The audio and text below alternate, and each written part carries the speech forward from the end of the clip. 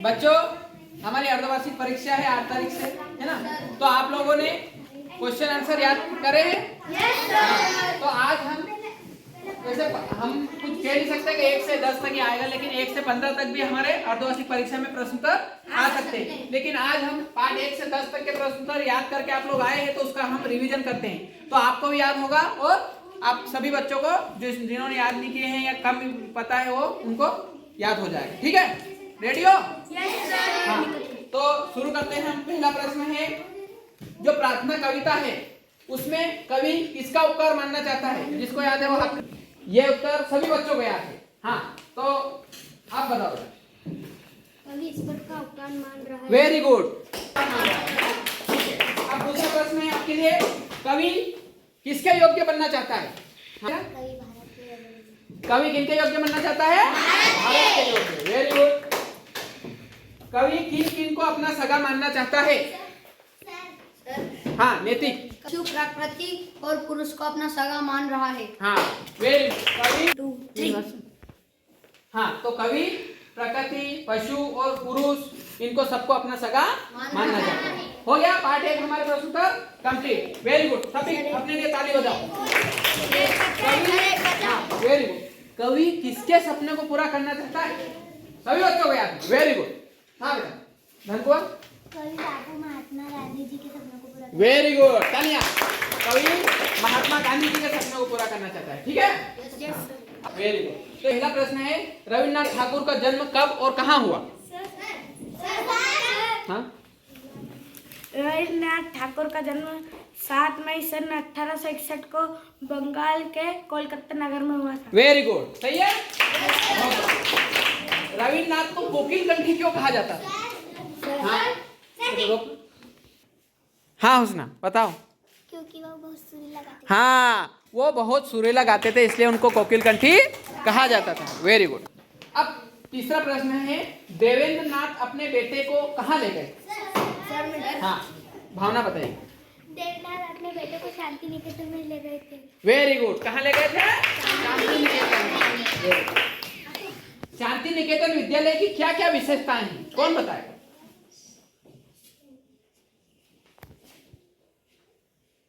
कौन बताएगा? हाँ चलो आप बताओ हमको।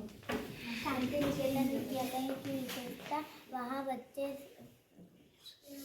स्वतंत्रता पूर्वक प्राकृतिक वातावरण में शिक्षा प्राप्त करते। Very good. वहाँ पे बच्चे, आप अगर स्वतंत्रता पूर्वक वातावरण में बोल सकते हो या फिर आजादी के साथ में बच्चे वहाँ पे पढ़ते थे। ठीक है, और प्राकृतिक वातावरण में, है ना, पेड़ पौधों के नीचे पढ़ते थे, तो उनको खुले वातावरण में अच्छा शिक्षा मिलती। ठीक है, वेरी गुड। गुरुदेव का कौन सा गीत है जो राष्ट्रगान है? वेरी गुड, सभी बच्चों को याद है। हाँ, हमारी हाँ बताओ बेटा। हाँ, जन गण मन। गुरुदेव का जो गीत है वो राष्ट्रगान है।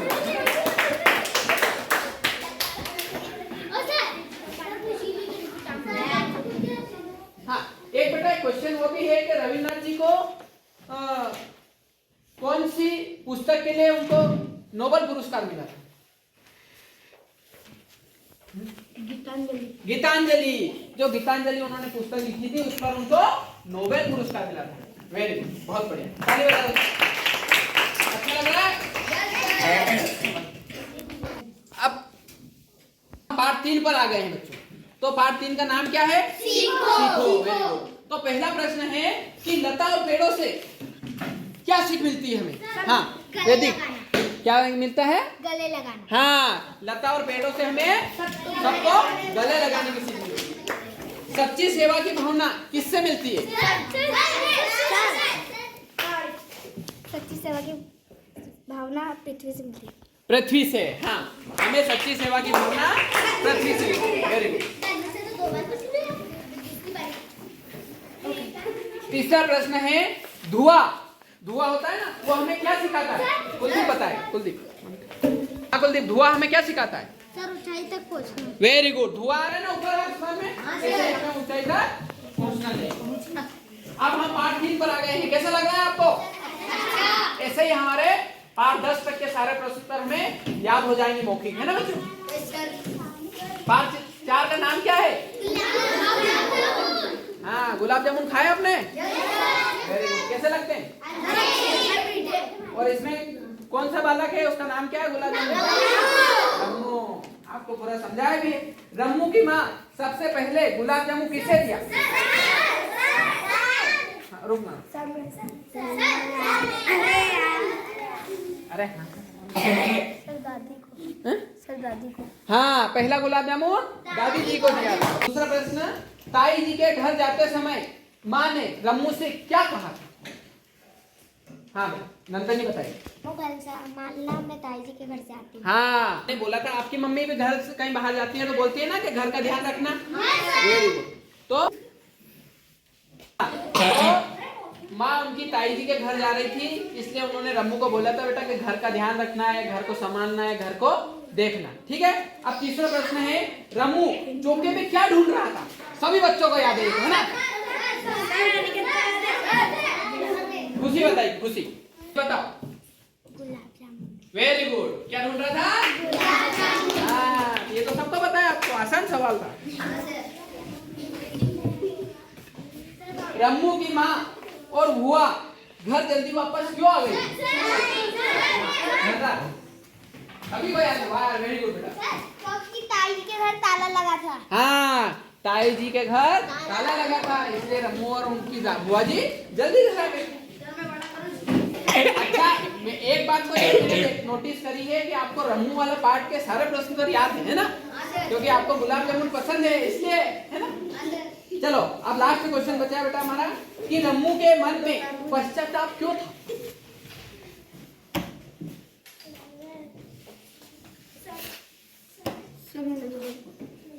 हाँ रोशनी। अब उसकी गलती का एहसास हो चुका है। आपने तो हमारा नाम लिया। हाँ, तो रम्मू को उसकी गलती का एहसास हो चुका था कि हमें गुलाब जामुन की चोरी नहीं करनी है ना? हमें घर में गुलाब जामुन है, मम्मी से पूछ लेंगे तो भी मिल जाता है ना? हमें मम्मी से क्योंकि उसने कितने सारे काम किए थे। उसने कभी तो मिर्ची में हाथ डाल दिया था, कभी आटे में हाथ डाल दिया था, तेल में हाथ डाल दिया, तो नुकसान हुए कि नहीं, है ना? हमें ध्यान रखना चाहिए, है ना? Very good. चलो ताली बजाओ, 4 पार्ट में हो गए। अब पार्ट 5 की बारी। पार्ट 5 का नाम क्या है बेटा? कौन समय बड़ा अनमोल। अच्छा, समय अनमोल होता है क्या? क्योंकि वो निकल जाता है, उसके बाद वापिस नहीं आता है। ऐसी कौन सी वस्तु है जो अमूल्य है, सबसे अमूल्य? हाँ, सभी बच्चों को याद है, इसलिए हम उत्तर को बोलते हैं, साथ में लेते हैं कि समय बड़ा अनमोल है। Very good. महात्मा गांधी को भाषण देने साइकिल से क्यों जाना पड़ा था?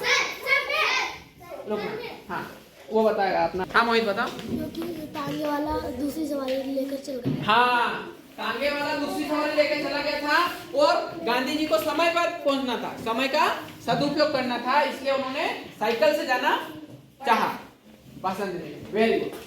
समय की कीमत न जानने वाला व्यक्ति कैसे होते हैं? रुको रुको। हाँ मोहित, प्रतीक बताओ। वे लोग मूर्ख होते हैं और अपने जीवन से बिछड़ जाते हैं। वेरी गुड, है ना? जो समय का उपयोग नहीं करेगा वो मूर्ख होते हैं, है ना?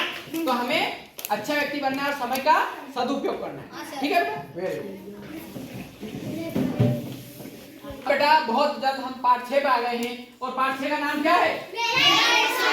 हाँ, जो भारत माता हमसे सवाल पूछ रही है, तो उसमें पहला प्रश्न है, किसान ने भारत माता का सवाल किस तरह सुलझाने की बात कही गई है? हाँ वेदिका बताइए। अनाज उगाकर। अनाज उगाकर। हाँ वेरी गुड।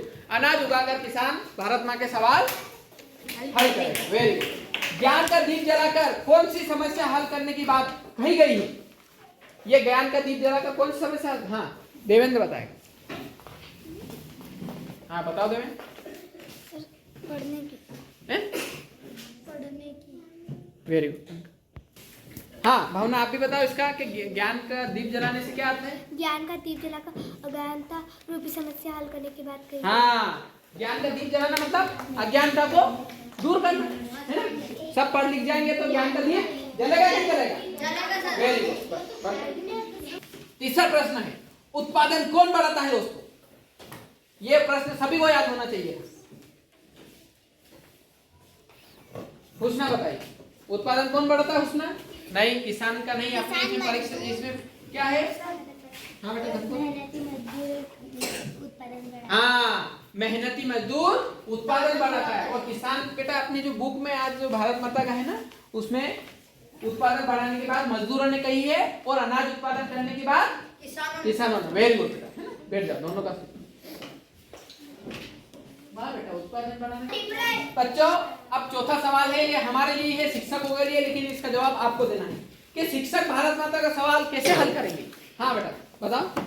सर विद्यार्थियों को अच्छे संस्कार देकर और उन्हें ज्ञान की बातें सिखाकर। हाँ, अच्छे संस्कार देकर, ज्ञान की बातें सिखाकर और उनको जीवन पथ के लिए सही मार्ग दिखाकर शिक्षक भारत माता का सवाल हल करेंगे। आपके शिक्षक करते हैं कि नहीं करते?